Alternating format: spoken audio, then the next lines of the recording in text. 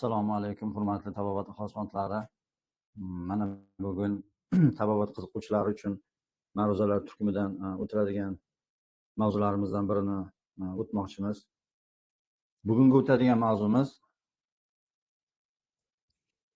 a'zolarning manfaat va qismlari haqida bo'ladi. A'zolarning mizojlari haqida, yaratilishdagi o'sha adolat, benuqson holatda yaratilganligi, vazifa va manfaatlarning taqsimlanishi to'g'risida, bundan tashqari jinsni mizojlari, nega ayol kishilarning mizoji ho'lroq, sovuqroq, erkaklarniki issiqroq, quruqroq, bundan nima manfaatlar bor, nimani qanaqa bir manfaat va vazifalari bor, va yana yosh jihatdan, jins jihatdan o'sha mizojlarni aytib o'tamiz va har bir a'zoni mizojini umumiy tarzda tushuntirishga harakat qilamiz.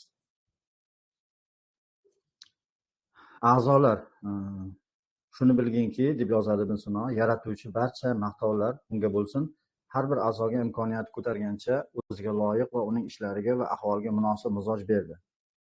Ya'ni biz avval boshdan bilishimiz kerakki, a'zolarni Alloh taolo badanimizni, tanamizni a'zolarini yaratganda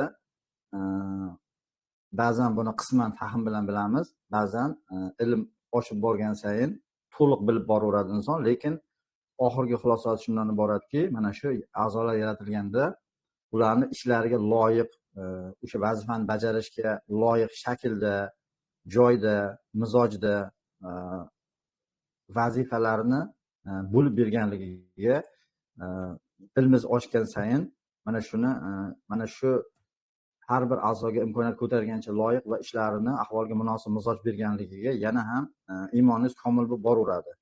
Ya'ni mana shu ilm mukammallashib boraveradi. Mana shu barcha ilmlarimizda yetib keladigan xulosasini ba'zan qisman fahm bilan bilamiz, ba'zan to'laligicha bilamiz. Mana shu xulosaga olib boradi. Endi a'zolar, a'zo degani tabobatda organ, a'zo va to'qima ma'nosida ham ishlatiladi. Masalan, mushak to'qimasi, mushak degan oddiy a'zo deb ham ishlatiladi. A'zolar ma'no jihatdan ikkiga bo'linadi. Oddiy a'zolar, murakkab a'zolar. Oddiy a'zolari bitta to'qimadan tashkil topgan bo'ladi. Bularni bo'laklarini ham, o'zini ham bitta so'z bilan atasa bo'ladigan bo'ladi. Masalan, suyakni bo'lagini ham suyak deyiladi, suyakni bir butun holatda bo'lsa ham suyak deyiladi. Mana bu mushak ham shunaqa, pay ham, masalan, tog'ay ham, mana bular asab, mana bu to'qimalar, demak bu a'zolar oddiy a'zolarga kiradi. Murakkab a'zolar deb qurol a'zolarini, ya'ni bizni ixtiyorimizga berilgan, nafsimizga bo'ysundirilgan murakkab a'zolar kiradi. Buni butuni bilan bo'lagi bitta so'z bilan atab bo'lmaydi. Masalan, qo'l murakkab a'zo. Qo'lda suyak bor, pay bor, mushak bor, teri bor, asab bor, vena bor, arteriya bor. Ya'ni qo'l bu murakkab a'zo. Qo'lda bitta bo'lagini bitta qo'l deb bo'lmaganidek, ya'ni murakkab a'zoni bitta so'z bilan bo'lagini ham, butunini ham bitta so'z bilan nomlab bo'lmasa, bular murakkab a'zolarga kiradi. Bunga masalan yuz ham kirishi mumkin, oyoq, bosh, bo'yin. Mana shunday holatlar ham murakkab a'zolarga misol bo'ladi. Endi oddiy a'zolarni ko'rib chiqamiz bugun. Oddiy a'zolardan birinchisi suyak. Ya'ni a'zolarning manfaat vazifalarini ma'no jihatdan ko'rib chiqamiz, anatomiyasini emas. Ya'ni bu haqda Claude Galen o'zini anatomiya kitobida juda ham yaxshi yozgan. Kimga kerak bo'lsa menga yozsa, topib berishga harakat qilaman elektron variantini. Suyak qattiq qilib yaratilgan, chunki u gavdaning tayanchi, harakatlarning asosi. Mizoji quruq sovuq, ko'proq savdo bilan oziqlanadi. Ya'ni suyakni yaratilishidan maqsadga muvofiq shundan iboratki, suyak gavdaning asosini, tayanchini tashkil qilish kerak. Mushaklar, paylar, boylamlar unga birikishi kerak. A'zolarni o'sha zamonda bitta joydan boshqa joyga harakatlanish uchun tayanch vazifani bajarish kerak. Ya'ni harakatlantiruvchi mushak kabi a'zolar, asablar, paylar mana shu suyakka mahkamlangan holatda badanni harakatini ta'minlash kerak. Bu birinchidan. Ikkinchidan, gavdani ba'zi bir a'zolari bunga osilib, yopishib, tayangan holda bo'lishi kerak. Keyin ba'zi bir a'zolarni himoya qilish kerak. Masalan, orqa miyaga o'xshagan a'zolar suyakning ichida joylashadi. Ana shunday a'zolarni himoya qilish uchun yoki bosh miyani ham atrofida bir necha suyaklardan tashkil topadi. O'sha bosh miyani himoya qilish uchun va ma'lum bir germetik nima paydo qilish uchun juda ko'plab asosan tayanch vazifasini bajarish uchun qattiq qilib yaratiladi. Endi qattiq bo'lishi uchun albatta bu savdo bilan oziqlanish kerak bo'ladi. Savdo ya'ni savdo deganda mana biz bilamizki, suyakni asosiy qismi apatit, kalsiy, fosfat tuzlaridan iborat. Boshqa metallar ham bor, temir, mis, marganez, lekin asosan kalsiy, fosfat, kalsiy mikroelementi bilan fosfat kislota qoldig'idan tashkil topgan tuzlardan tashkil topadi. Bundan tashqari o'sha hujayralar, ozgina oqsillari ham bor. Lekin asosan savdo bilan oziqlanadi, ya'ni qattiq bo'lishi uchun mineral, qattiq asos kerak bo'ladi. Shuning uchun ham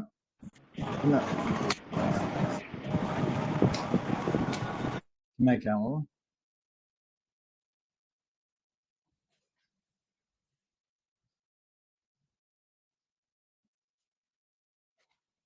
Demak, suyakni yaratilishdagi maqsadi buni qattiq bo'lishini, tarkibidagi mineralning tarkibi qattiq bo'lishini, tuzlardan iborat bo'lish kerakligini belgilab beradi.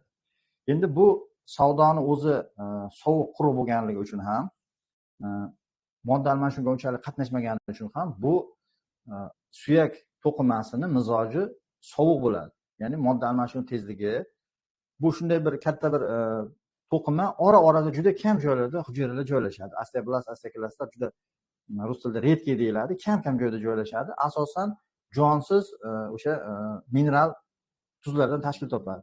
Shuning uchun ham bu to'qimada modda almashinuv juda ham sekin bo'ladi va sovuqqa kiradi. Boshqa to'qimalar bunga nisbatan ancha modda almashinuv kuchli bo'ladi. Buni tabobatda savdo bilan oziqlanadi deb aytiladi. Xo'p, keyingi a'zo tog'ay. Suyakdan yumshoqroq, bukiladigan va boshqa a'zolardan qattiqroq qilib yaratilgan. Tog'ayning tuzilishidagi manfaati suyaklarning yumshoq a'zolarga tutashishini yaxshilanishidadir. Yumshoq to'qima qattiq to'qimadan aziyat chekmasligi uchun. Ya'ni tog'ay shunday joylarga qo'yilganki, masalan, ikkita suyak bir-birini zararlamasligi uchun oraga tog'ay to'qima qo'yiladi. Bu asosan umurtqalarning orasida, masalan, mana son suyagini bochasi bilan tos suyagini orasida, simfez, masalan, mana tizza bo'g'imida suyaklar orasida o'sha meninx deymiz, o'sha ham tog'ay to'qimasiga kiradi. Yoki panjalar orasida qaysi joyda katta yirik suyaklar bo'ladigan bo'lsa va o'sha joyda harakatli bo'g'im bo'ladigan bo'lsa, bu tog'ay to'qimasi o'sha joyga joylashtiriladi. Bu shunday bir elastik to'qimaki, bu mushaklarga o'xshagan yumshoq ham emas, suyakka o'xshagan qattiq ham emas. Mana shu ikkalasini o'rtasidagi elastik holatdagi materialdan tashkil topadi. Ya'ni yumshoq to'qima qattiq to'qimaga to'g'ridan-to'g'ri o'tib ketmasligi uchun, ya'ni to'g'ridan-to'g'ri yumshoq narsa qattiq narsaga yopishadigan bo'lsa, harakat paytida aziyat ko'radi deydi. Ya'ni harakatlanganda eziladi, tortiladi, botadi va og'riq paydo bo'ladi. Shuning uchun ham osteoxondroz kasalida mana shu tog'aylar, paylar, boylamlarni mizoji qurishi hisobiga, quruq tomonga o'tib ketish hisobiga bularda tuzlar yig'ilibdi deydi. Endi tomografiyada, rentgenda ko'rsangiz, to'qima zichligi oshganini ko'rasiz. Haqiqatan ham o'sha savdo moddalar ko'proq o'tirgan bo'ladi, qattiqlashgan bo'ladi, ba'zan tuzlar cho'kkan bo'ladi. O'zini konsistensiyasi ham xrupki, ya'ni yirtiladigan, quruqlashgan holatda bo'ladi. Buni men ko'pchilikka qanday tushuntiraman? Masalan, mana akfa eshik deraza bor.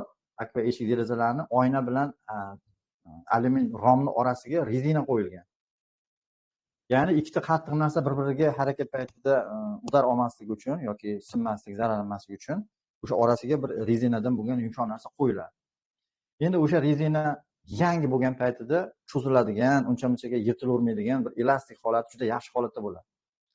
Endi bu vaqt o'tgandan keyin, masalan, tasavvur qiling, bir 10 yil turdi issiqda, quyoshda o'sha rezina. Rezina o'zini holatini, tabiiy o'sha elastikligini yo'qotdi, sal narsaga yirtiladigan, qurib, o'zini tabiiy anosini yo'qotib qo'ydi. Ya'ni murt bo'lib qoldi. Xuddi shunday holat mana qariyalarda kuzatiladi. Qariyalarda mizoji quruqlashib, tog'ay to'qimasi o'zini tabiiy nimasidan, tabiiy materiallik o'sha elastikligini yo'qotib, mizoji quriydi.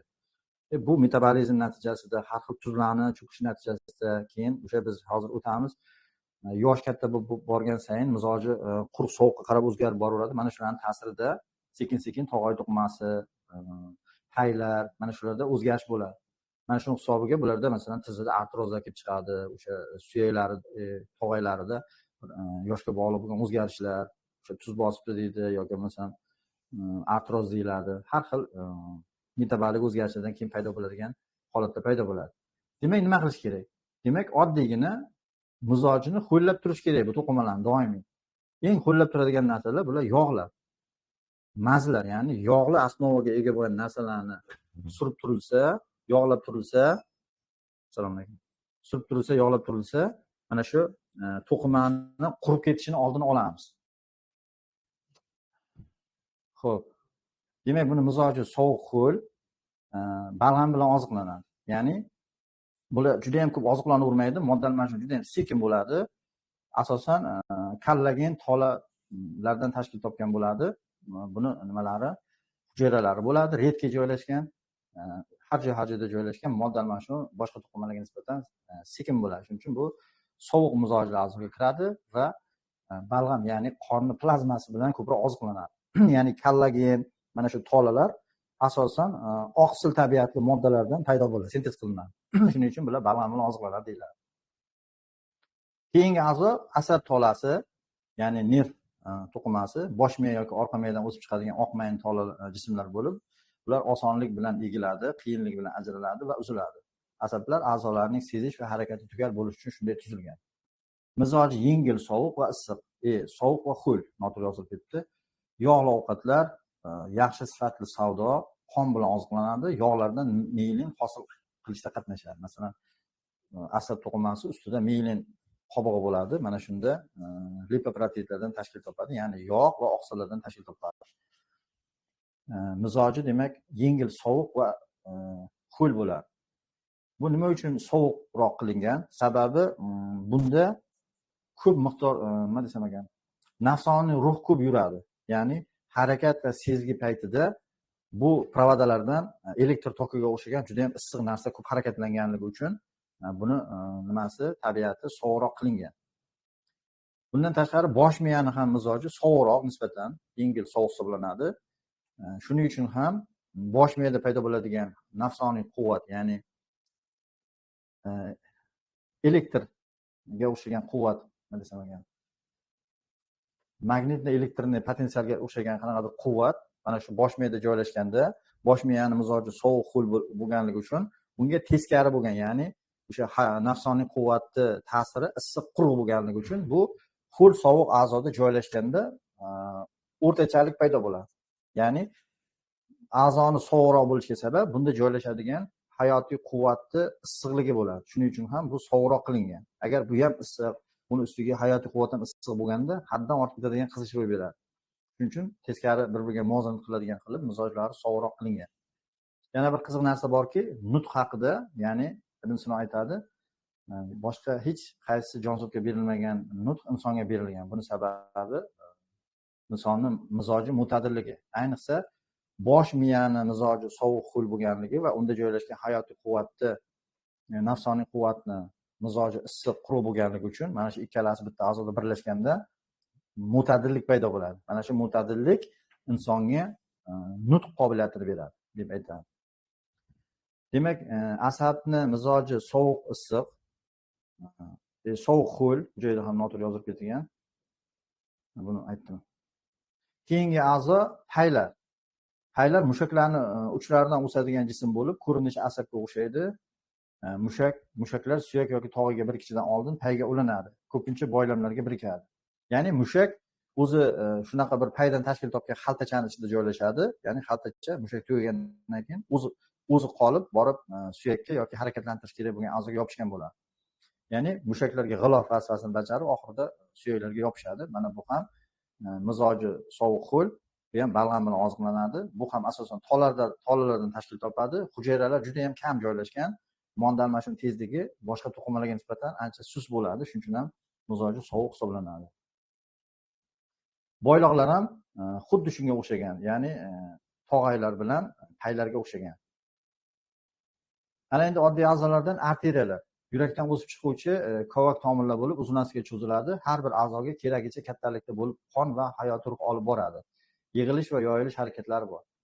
Demak, arteriyalar bular oddiy a'zo bo'lib, yurakdan o'sib chiqadigan katta tomir aortani tarmoqlari bo'ladi. Endi bu har bir a'zo uchun turlicha kalibrda, turlicha kattalikda, turlicha o'lchamdagi qon olib boradi. Qondan tashqari o'sha hayotiy quvvatni, ya'ni hayotiy ruhni yurakdan a'zolarga eltib beradi. Mana shuni ham masalan adolat bilan bo'linish deyiladi. Masalan, biz farzandlarimizga bir narsani bo'lib bermoqchi bo'lsak, masalan men o'zim teng miqdorda bo'lib beraman, masalan. Deylik, 4 ta farzandim bo'lsa, 4 talasiga teng bo'lib beraman. Aslida adolat teng bo'lish emas, balkim keragicha bo'linishdan iborat deb tushuntiradi inson. Ya'ni har bitta a'zoda keragicha hayotiy ruhdan oladi. Hayotiy ruhdan, ya'ni buyraklarga kattaroq kalibrli arteriya boradi.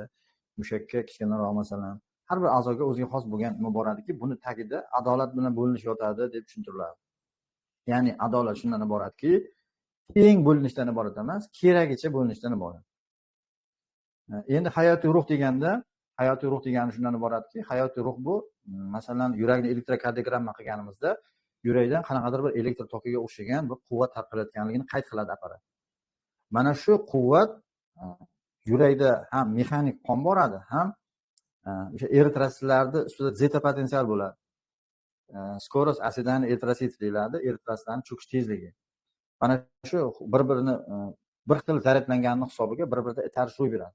Mana shu bekorga shunday qilinmagan, ya'ni hayotiy ruhni ham o'zi boradi, ham o'zini ustida o'sha zeta potensialni, energiyani a'zolarga keragicha yetkazish uchun shunaqa yaratilgan eritrosit.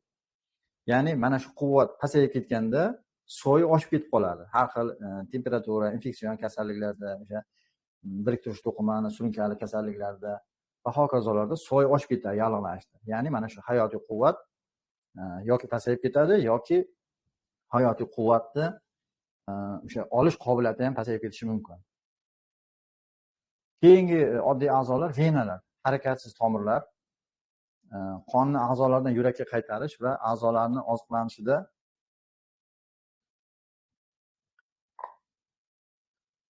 harakatsiz tomirlar qonni a'zolardan yurakka qaytarish va a'zolarni oziqlanishida muhim rol o'ynaydi. Ya'ni oziqlantirishda muhim rol o'ynaydi. Arteriyaga nisbatan yumshoq, ichida bosim past, oyoq tomirlarida esa klapanlar bo'ladi.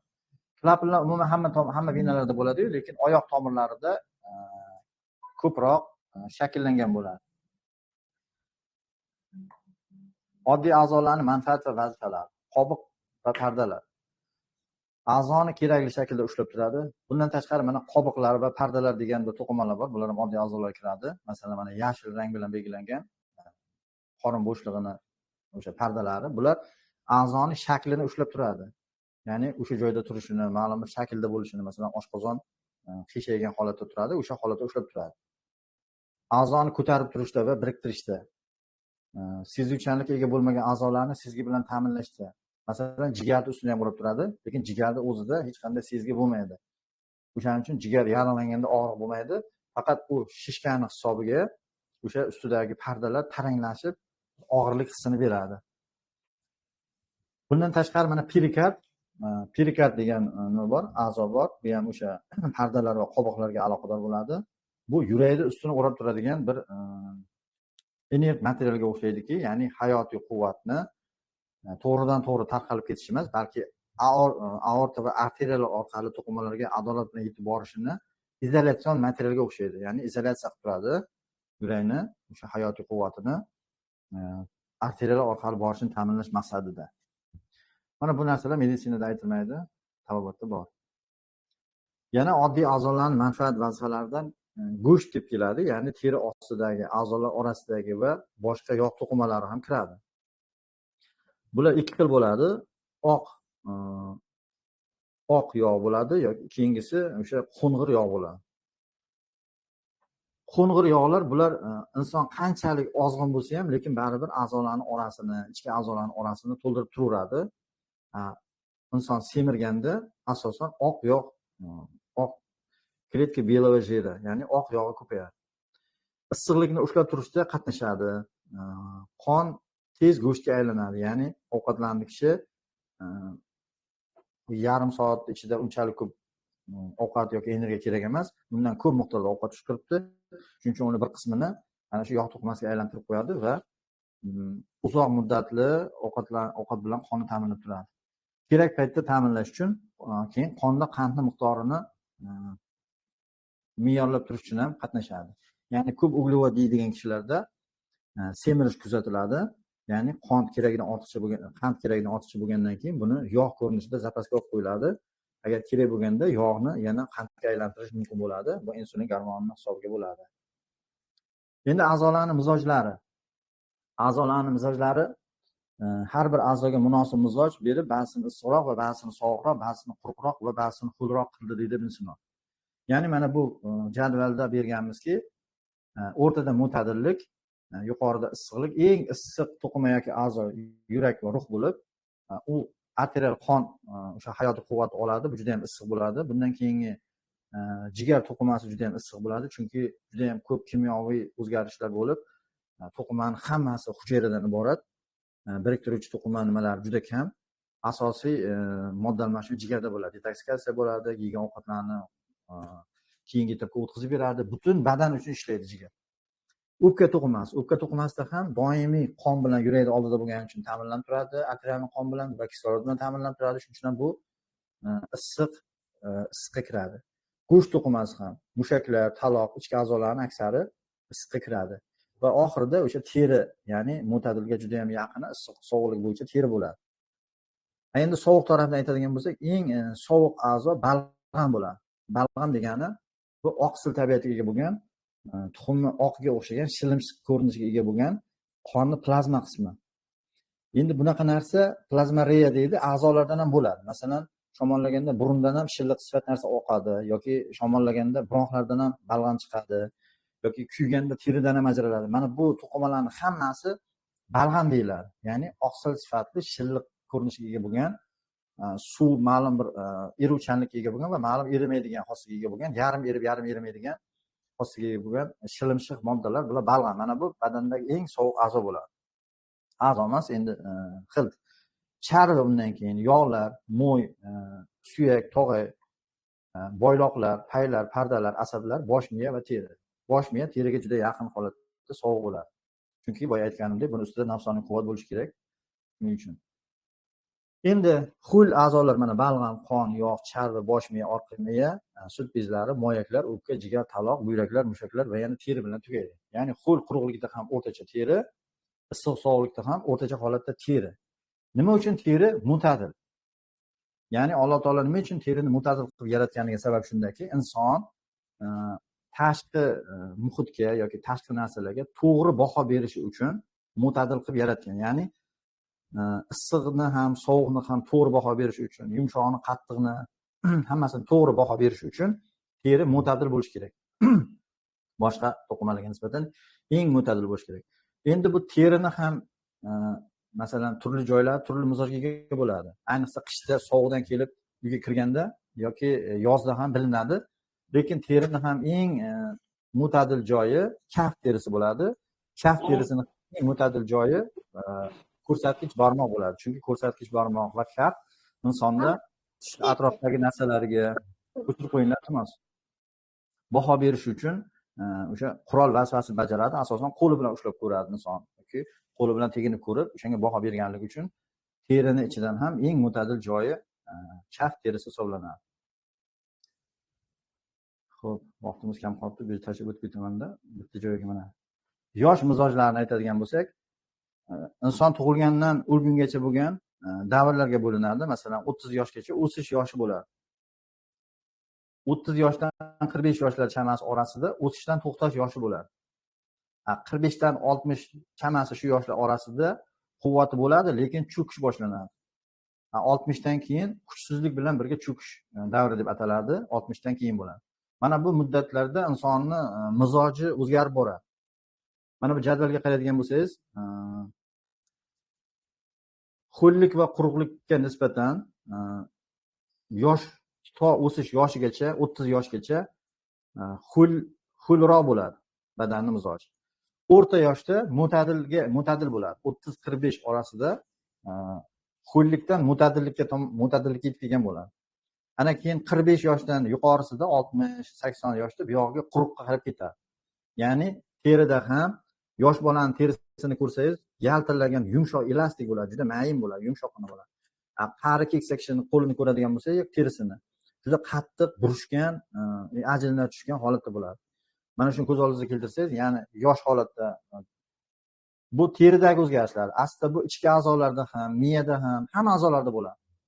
Qurish jarayoni. Masalan, miyada qurish bo'lganligi sababidan yosh kattalarda uyqu juda kamayib ketadi. Chunki miyani mizoji quruq tomonga o'zgarib ketgan bo'ladi. Demak, yosh bo'yicha ho'llikdan quruqlikka qarab o'zgaradi. Sekinlik bilan. Mo'tadil holatda shu 40 yosh atrofida mo'tadil holatda bo'ladi. Endi issiq sovuqlik bo'yicha o'smirlarda va bolalarda mo'tadilga yaqin bo'ladi. Bolalarda mo'tadilga yaqin bo'ladi, o'smirlarda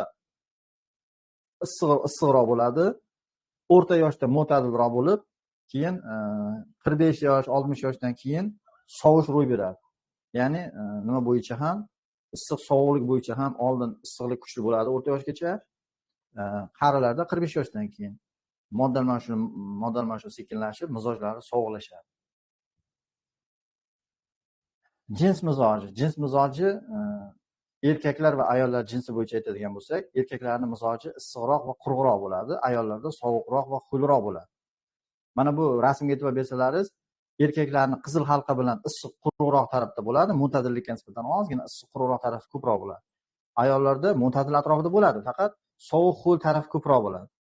Ya'ni bu halqa e'tibor bersalaringiz, bir-birini kesishib o'tyapti. Shunday bir joy borki, ikkalasi uchun ham umumiy bo'lgan joy bor.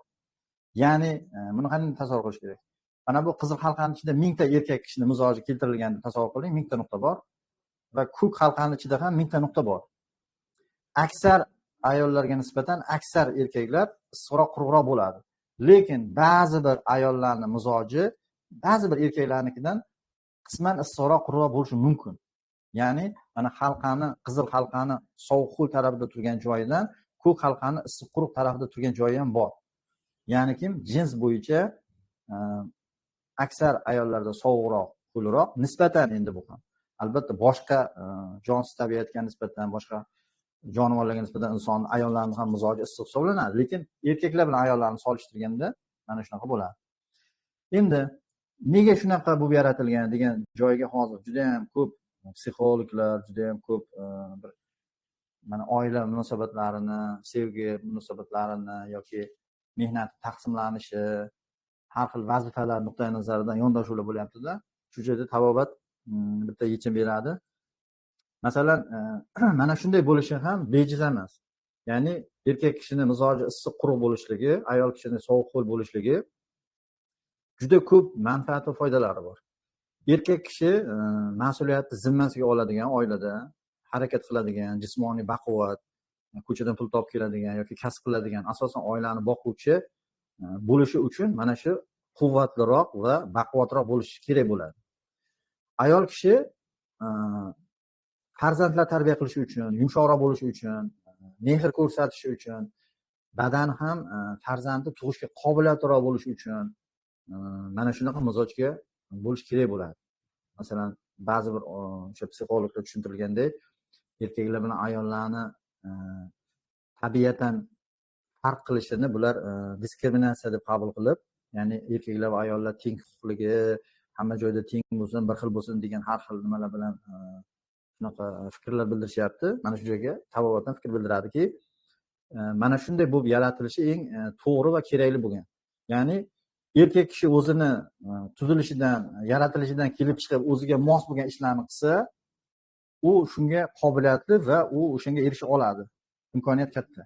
Ayol kishi o'zining vazifasidan yaratilishidan kelib chiqib o'ziga kerakli bo'lgan ishlarni qiladigan bo'lsa, o'ziga oson qilib qo'ygan ishlar bilan shug'ullanadigan bo'lsa, o'shanda yaxshi natijalar bo'ladi. Endi bu masalan bir taraf. Masalan, yana bir taraf shundan iboratki, mana tabobatda shunday bir mavzu borki, lazzatlanish degan mavzu bor. Ya'ni mehr, muhabbat degan, sevgi degan narsa bor. Erkaklar va ayollar oilada sevgi, muhabbat asosida oila paydo qilsa, mana shunda shunaqa bo'lishi uchun bu faqat so'zlardan iborat, bir tushunchalardan iborat narsa emas, balkim badanida ham, ana shu kishilarning mizoji yaratilishida ham mo'tadillikka, ya'ni mukammallikka intilish sodir bo'ladi. Masalan, ayol kishi o'zi mizoji ho'l, sovuqroq bo'lganligi uchun erkak kishiga tabiatan intiladiki, ikkalasini juftlashishidan mo'tadillik paydo bo'lishi kerak, mukammallik paydo bo'lishi kerak. 2 yorti 1 butun deganda, erkak kishi ham o'zini mizojini tuzatish uchun, ya'ni o'zini nima desam ekan, mukammallikka yetish uchun ayol kishiga muhtoj bo'ladi. Ya'ni yaratilish nuqtai nazaridan ham erkaklar va ayollar orasidagi mehr muhabbat paydo bo'lishiga badanda keraklicha zamin yaratiladi. Bekorga shunday yaratilmagan. Mana shu men sizlarga aytmoqchi bo'lgan bugungi fikrlarim shundan iborat edi. Vaqtimiz ancha chegaralangan bo'lgani uchun savollaringizni yozib qo'yishlaringiz mumkin. Bugungi o'tilgan narsani men video qilib guruhga tashlab qo'yaman. Sog' bo'linglar, salomat bo'linglar. Bizlarni kuzatib turishda davom etingizlar. Tabobat ilmlarini oshirmoqchi bo'lsalaringiz, mana yaqinda kursimiz boshlanadi. O'sha kursimizga taklif qilamiz. Hammasini ilmiy tushuntirib berishga harakat qilamiz. Salomat bo'linglar. Ustoz, uzr. Savolim bor edi, maylimi? Mana hozir